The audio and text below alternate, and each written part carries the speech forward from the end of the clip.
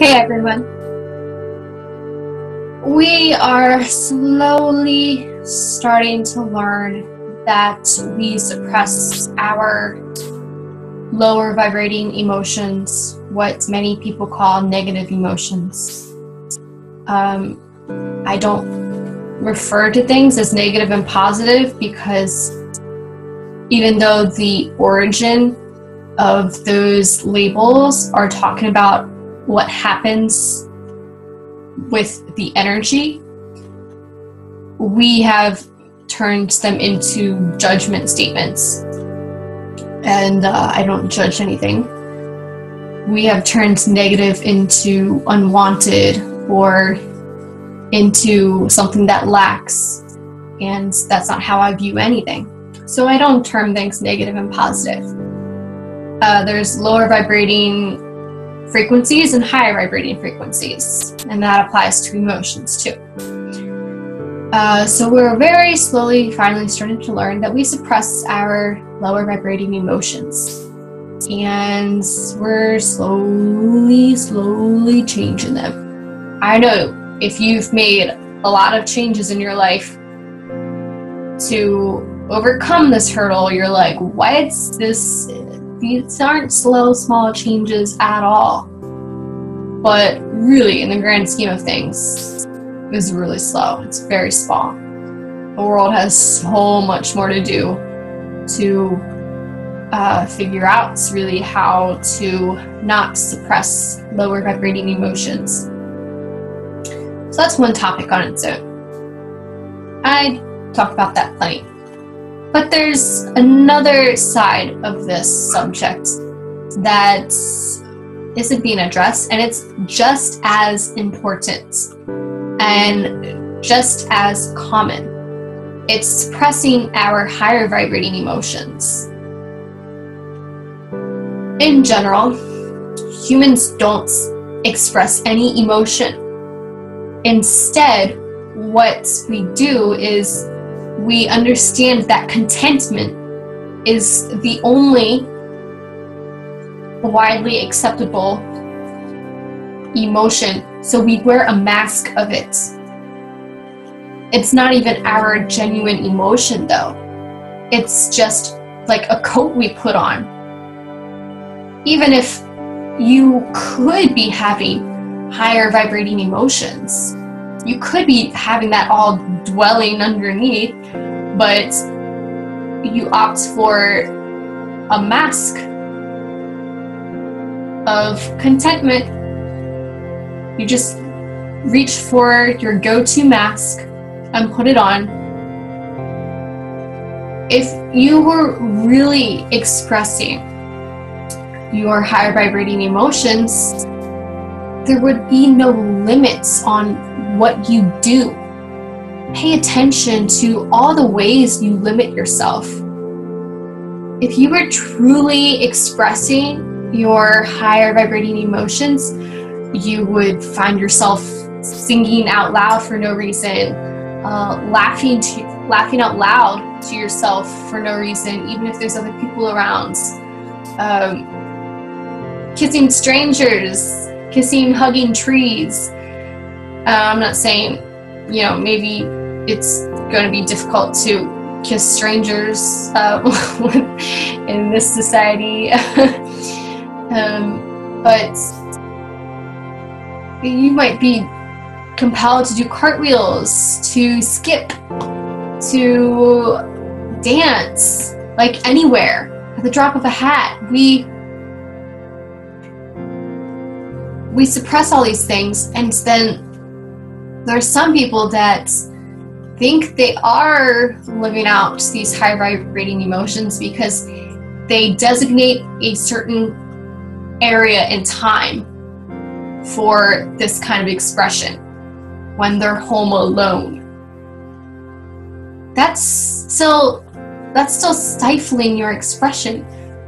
Expression is letting your energies flow through you. If you shut them off to pick them up and place them in a container, that is restriction. It's not expression. There's nothing flowing. A container does what? Contains things. It is restrictive in nature. And that's what you put your expression in. When you reserve all of these expressions for when you're alone, when no one's looking.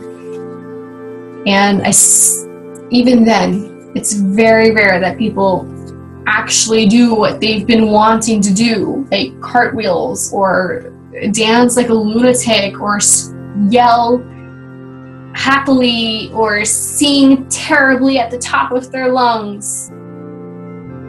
And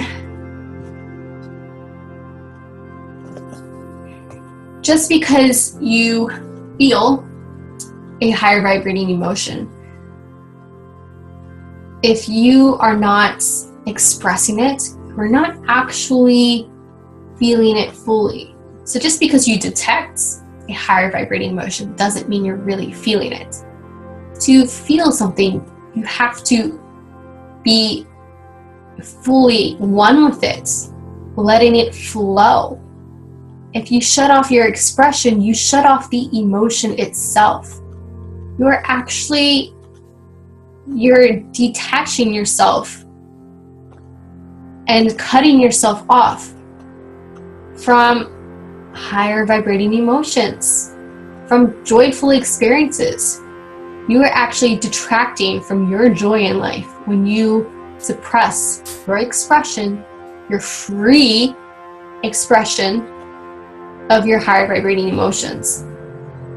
Not to mention, one expression that you would find if you were being authentic in your higher vibrating emotions is crying.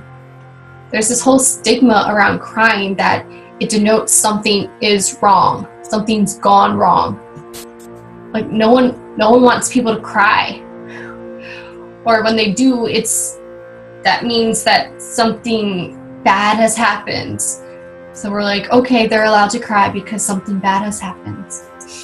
What if we cried just because we fucking wanted to? What if crying was equivalent?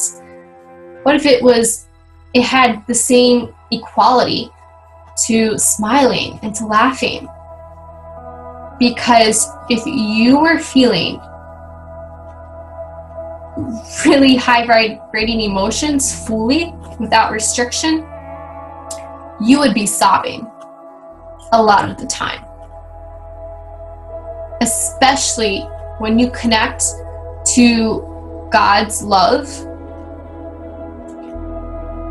you would be sobbing. I don't care how familiar, how regular God's love is in your life, how common you feel it. If you were really feeling it, you would be sobbing. But there's nothing wrong in that. You would be sobbing and allowing yourself to. You would be happy that you are. Because all you're feeling is love. It's only the stigma of something's wrong with crying that makes us think that if there's something lacking in crying. And also, I'll end with this. If you were feeling specifically the love that you are, you would be sobbing. This isn't about a higher love than you. It's about who you are. It's not about your higher aspects. It's about who you are here. If you remembered and you felt it, you would break down. You would be crying from beauty.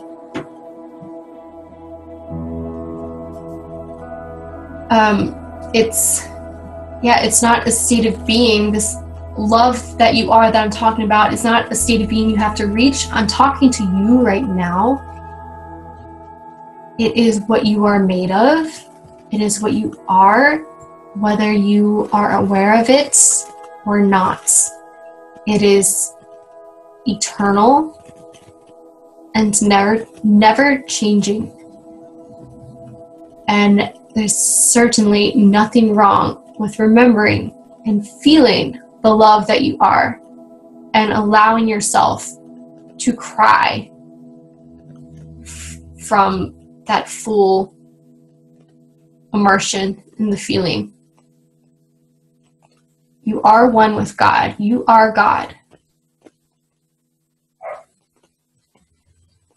And it's okay to remember that and to acknowledge it and to feel it. So that's all I have for today. Take care.